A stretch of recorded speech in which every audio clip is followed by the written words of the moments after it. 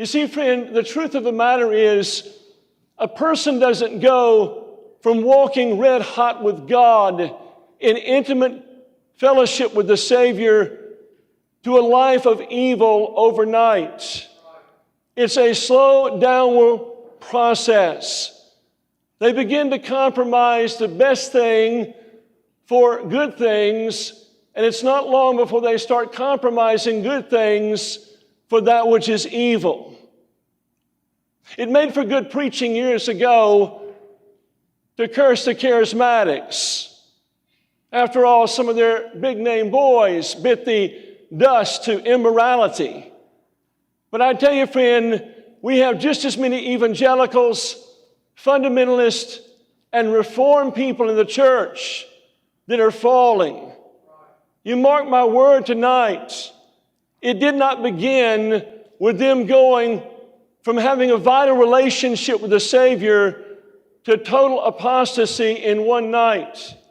It was a slow process, as you'll see in the life of King Solomon. This is a warning. It is a shepherd's warning. And I want to begin tonight by sharing with you a little satire that I trust will kind of settle things that you might understand where we're going this evening. It's called The Plan. Satan called a worldwide convention. In the opening address to his evil spirits, he said, we can't keep true Christians from going to church. We can't keep them from reading their Bibles and knowing the truth. We can't even keep them from having conservative values. But we can do something else. We can keep them from forming an intimate, abiding experience with Christ. If they gain that connection with Jesus, our power over them is broken. So let them go to church, read their Bibles, and have their conservative lifestyles, but steal their time so that they do not have time to have an intimate fellowship with Christ. This is what I want you to do. Distract them from laying hold of Jesus Christ and maintaining that vital connection throughout their day. How shall we do this, they ask. Keep them busy in the non-essentials of life and invent innumerable schemes to occupy their minds. Tempt them to spend and borrow. Convince the young wives that they have to work and the husbands that they must work 6 days a week for 10 or 12 hours a day so they can afford their lifestyles.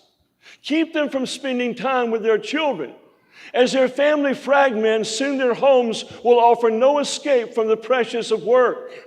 Overstimulate their minds so they cannot hear that still small voice. Entice them to play the stereo whenever they drive.